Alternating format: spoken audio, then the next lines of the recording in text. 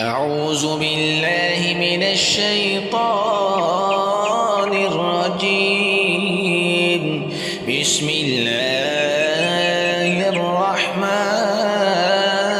الرحيم. هل أتاك حديث الغاشية؟ وجوه يومئذ خاشعة عاملة ناصبة تصلى نارا حامية تسقى من عين آنية ليس لهم طعام إلا من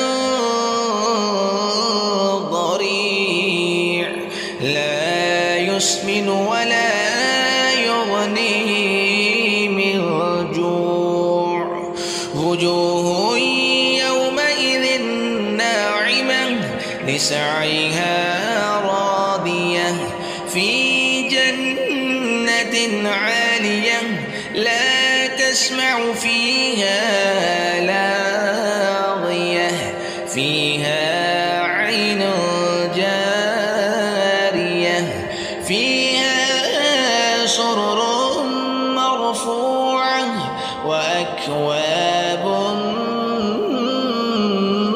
موضوعة ونمارق مصفوفة وزرابي مبثوثة أفلا ينظرون إلى الإبل كيف خلقت وإلى السماء كيف رفعت وإلى الجبال كيف نصبت وإلى الأرض كيف سطحت فذكر إنما